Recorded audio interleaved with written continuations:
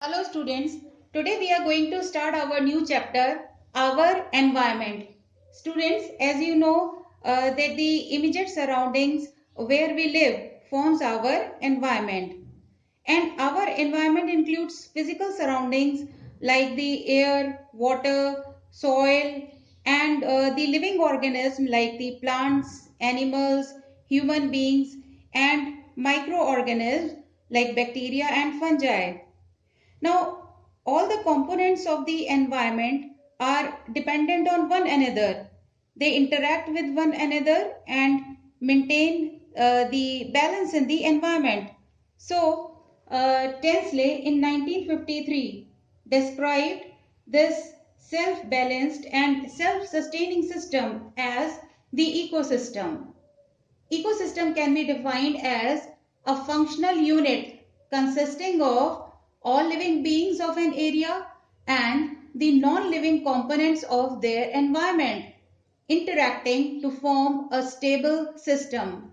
Means students, it is a self-sustaining system where the different living and non-living components interact with each other and sustains the system.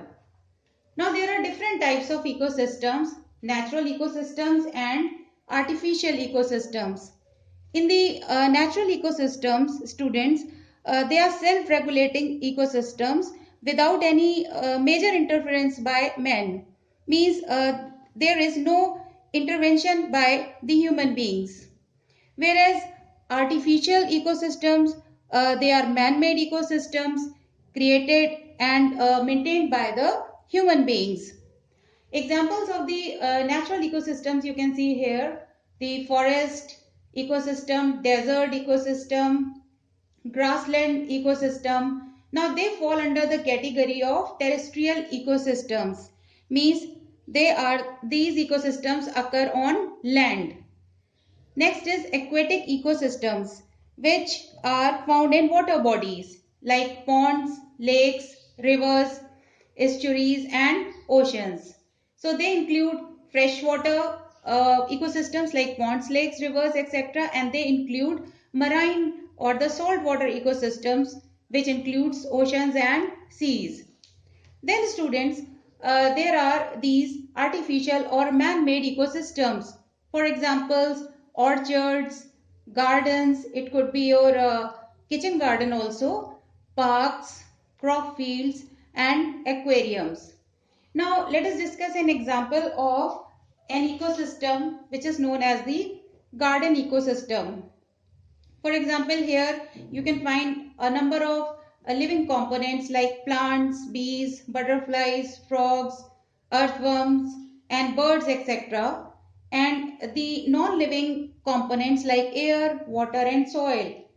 And all these components, living and non-living, they interact and depend on each other for their maintenance. For example, the earthworm, they get their nutrition from the soil. In the soil, there is humus, nutrients which are present. So they are utilized by the earthworms and they get their nutrition. Birds and bees and butterflies, they get their food from the plants in the garden. And the air and water, soil, they also depend. For example, air gets back its carbon dioxide from the plants and it gets back the oxygen also by the process of photosynthesis from the plants. Soil, it gets back its nutrient when the decomposers like bacteria and fungi, they act on the organic matter and release back the nutrients. So these nutrients goes to air as well as to soil. Also the plants, they take up the nutrients from the soil. All the life forms, they need water. So here water is required by the living beings also. So here class, you can see there is always an interaction going on between the living components and the non-living components, and both the components, they depend on each other. So that is how the ecosystem sustains itself. Thank you.